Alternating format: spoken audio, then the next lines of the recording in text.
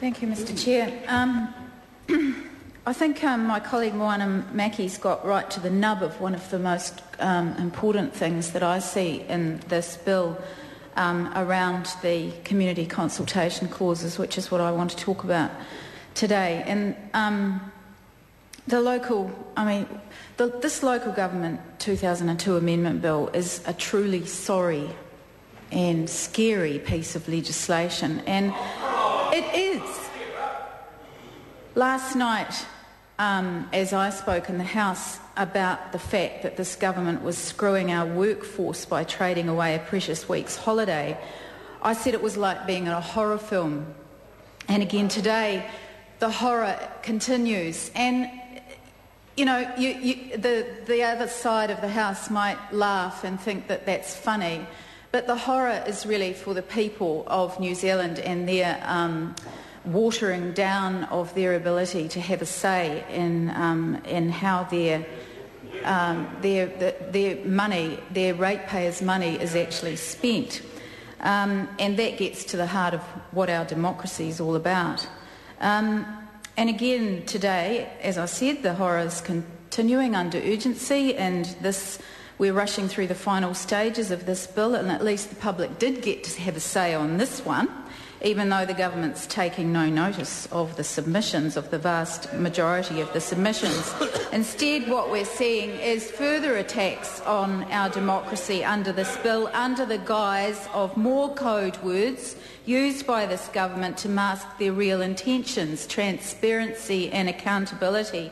And again, Sue Kedgley from the Greens got it completely right when she talked about Orwellian language, and I'm going to talk about that too. Again, transparency and accountability is rubbish. The real intention of this bill, and the Honourable John Carter got up and said that this is not about privatisation of water when it clearly is. Privatisation of local government services and allowing them to be run on a commercial basis. And removing, which is what I want to talk about, the requirement for local authorities to consult with the community if they wish to contract out services to the private sector or corporatise them by transferring them to a council-controlled organisation. All these things run counter to transparency and accountability. And as I said, which is what this government is all about, saying one thing and doing another, which is, as Sue Kedgley pointed out, Orwellian language. And I want to give a definition. She gave a definition of Orwellian language, but the definition on Wikipedia says an attitude and a policy of control by propaganda, misinformation, denial of truth and manipulation of the past. Saying one thing and doing the opposite, rhetoric versus reality. There were 414 submissions on this bill. 360 were expressly against water privatisation and 17 in favour. 36 submissions by councils against the bill, and countless submissions by community boards and other organisations. And as has essentially ignoring the mood of the people. And it has been shown just recently across this country on the local government elections, particularly in Auckland with the election of Len Brown, which wasn't in Rodney Hyde or John Key's plan, and in Wellington, and certainly in Dunedin. Mr Chair, I want to talk about Clause 11 and Clause 8 of this bill. Currently, under Section 88 of the Local Government Act, any proposal to contract out or corporatise council activities would require consultation. And Clause 11 repeals this section so that local authorities can transfer core activities to council-controlled organisations or the private sector, as I've said, without having to consult the community. And I tell you that this government will rue the day that it introduces this clause. As I said, right across New Zealand, except perhaps Christchurch, people voted in local government elections in an express desire to have more consultation and to be more part of the process. In Dunedin, we have a new mayor, Dave Cull, who's a very good bloke, and I'm really looking forward to working with him. The last Mayor, Peter Chin, was also a good bloke. Mr Chair, Mr Chair, Mr Chair, Mr Chair. Mr Chairman, I move that the question be now put. Members, I just say most members have been focused on the bill, and this is the most substantial part of it. I'm prepared to let this go a little bit longer, but tell members that part two that follows is much more narrow, and it will be a narrower debate. Call William Suo.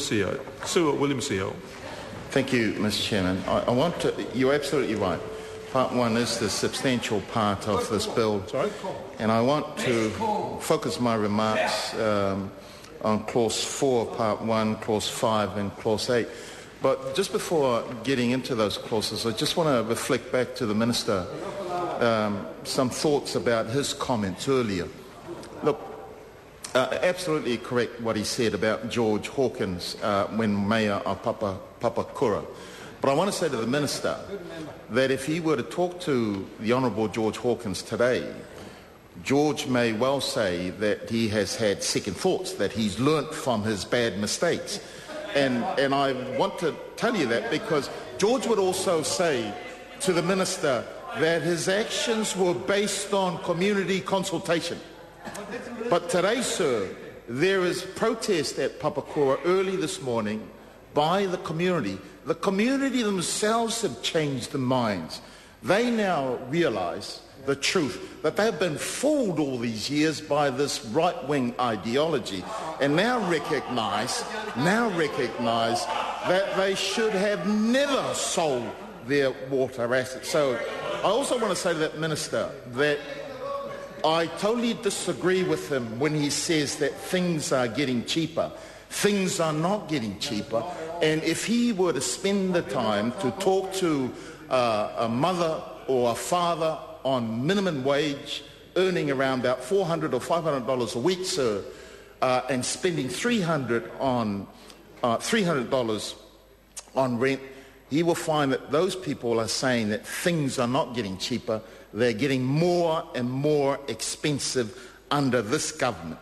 I want to now go to Clause 4, which unfortunately, sir, changes the whole community perception in terms of how communities use their local governments to get outcomes. That clause, sir, changes the definition of community outcomes. And I would say that the public will not be happy about that particular clause.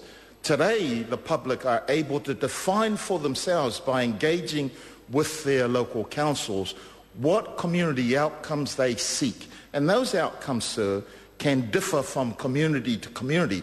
What this clause is proposing to do is proposing to have local governments dictate to the community what outcomes the community should receive. In many ways, that's like saying, they are saying now, this government is saying, we know better. We will tell the people what it is that they need and deserve. And that is such arrogance. And I agree with my friend here. The arrogant Tory is probably the catch cry that will go from north to south when this government forces this bill through, despite the protest at Papakura happening at this very moment. I want to go to Clause 5, sir, core services. This particular clause here, it now has that the government is saying that there are only a certain activities that local government should focus on. This is again